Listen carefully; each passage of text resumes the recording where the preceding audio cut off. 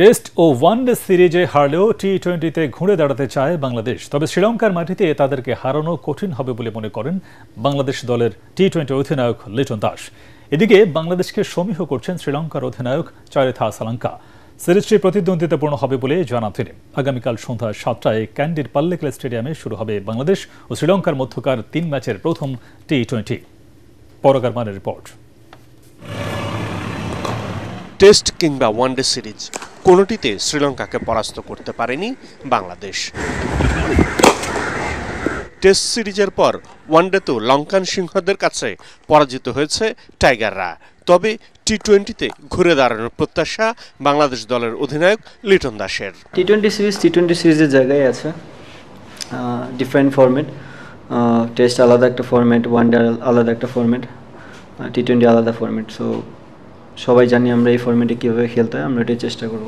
নির্ধারিত দিনে কয়েকজন ক্রিকেটার ভালো খেললেই টি-20তে জয় পাওয়া সম্ভব।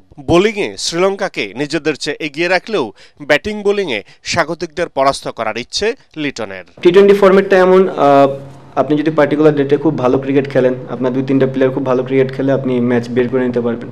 বাট অবভিয়াসলি যেটা বললাম যে তারা হোম কন্ডিশনে বেটার সাইড, বিকজ তাদের হাতে খেলার অভিজ্ঞতা আছে এই গ্রাউন্ডে খুব বেশি, এবং ম্যাক্সিমাম প্লেয়ার, যদি বলি আমি ওভারঅল তাদের বোলিং সেটটা একটু বেটার আমার কাছে মনে হয়। একটু মিস্ট্রি টাইপের বলার তারা ম্যাক্সিমাম। সো আমাদের ওই জিনিসটা নিয়ে একটু চেষ্টা করতে হবে। এদিকে জয়ের ধারা টি-20তেও অব্যাহত রাখতে চায় শ্রীলঙ্কা। তবে মাঠে নামার আগে বাংলাদেশকে সমীহ করছেন লঙ্কান অধিনায়ক চারিথা আসালাঙ্কা। সিরিজটা তাদের জন্য কঠিন হবে বলে জানান তিনি। Bangladesh quite good on T20s, but they are still young side like us. I don't think we are far ahead, but it's going to be a tough series for us. চোটের কারণে অলরাউন্ডার ওয়ানিন্দু হাসারাঙ্গা খেলতে পারছেন না টি-20তে। তার অভাবটা ভালোই অনুভব করছেন আসালাঙ্কা। পরাগামান, এটিএন বাংলা।